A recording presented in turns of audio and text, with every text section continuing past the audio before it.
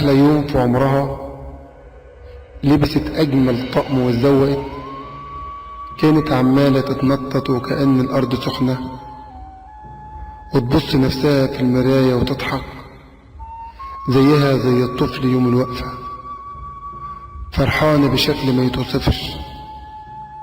النهاردة جاي يتقدم حبيبها اللي استنته من كتير. الميعاد كان الساعة 8، بس فات نص ساعة وما جاش. يا خبر، بقوا ساعة.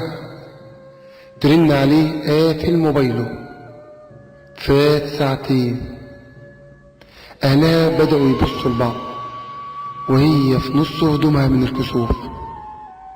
دخلت أوضتها وتربست الباب وهاتك يا عياط.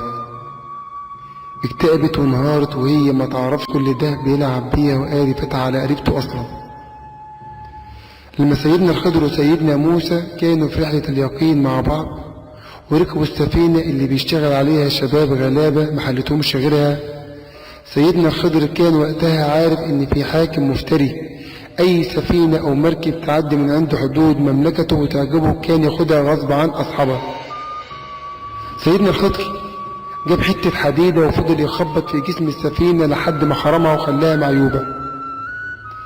احتمال وقتها اهل السفينة لما اكتشفوا العيب زالوا وتشائموا، ويمكن ما كانوش يعرفوا ان الملك كان يسرقها وانه بس علشان لمحها بثقبها سابها، وجايز يكونوا رجعوا بلدهم وهم مضطرين من عيب السفينة وما يعرفوش ان قدر كان اخف من قدر، ومشكلة احسن من ازمة كانت هتخرب بيوتهم.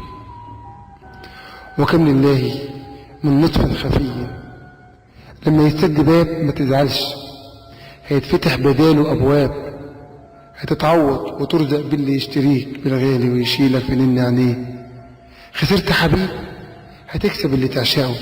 ضاع حلم، ربنا هيحقق لك اللي ما كنتش تتخيله. ربنا أكرم من إنه يعريك من حاجة من غير ما يكون محضر لك الستر البديل.